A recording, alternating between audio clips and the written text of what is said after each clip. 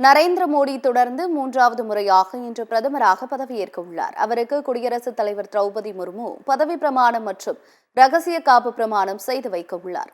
நாடாளுமன்ற தேர்தலில் எந்த கட்சிக்கும் தனி பெரும்பான்மை கிடைக்காத நிலையில் 240 இடங்களில் வெற்றி பெற்ற பாஜக, தெலுங்கு தேசம், ஐக்கிய ஜனதா தளம் உள்ளிட்ட கூட்டணி கட்சிகளுடன் ஆட்சி அமைக்கிறது.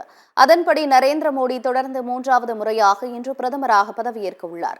இன்று இரவு 7:15 மணிக்கு நடைபெறும் பதவியேற்பு விழாவில் மோடிக்கு குடியரசுத் தலைவர் திரௌபதி முர்மு பதவி பிரமாணம் மற்றும் ரகசிய காப்பு பிரமாணம் செய்து வைக்க உள்ளார்.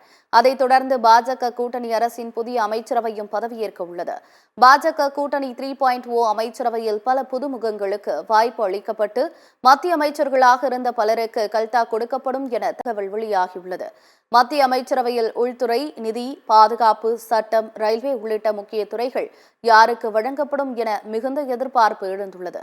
மத்திய அமைச்சரவையில் சந்திரபாபு நாயுடுவின் தெலுங்கு தேசம் கட்சிக்கு 4 அமைச்சர்கள் பதவியும், நிதிஷின் ஐக்கிய ஜனதா தளம் கட்சிக்கு 2 மத்திய அமைச்சர்கள் பதவி வழங்கப்படும் என தகவல் வெளியாகியுள்ளது. பதவியேற்பு நிகழ்ச்சியால் குடியரசுத் தலைவர் மாளிகையில் விழாக்கோலம் பூண்டுள்ளது. பிரதமர் பதவியேற்பு விழாவில் அண்டை நாடுகளின் தலைவர்கள், உள்நாட்டு முக்கிய தலைவர்கள், தொழிலாளர்கள் உட்பட 8000 பேருக்கு அழைப்பு விடுக்கப்பட்டுள்ளது. பதவியேற்பு விழாவையொட்டி தலைநகர் டெல்லியில் பலத்த பாதுகாப்பு போடப்பட்டுள்ளது.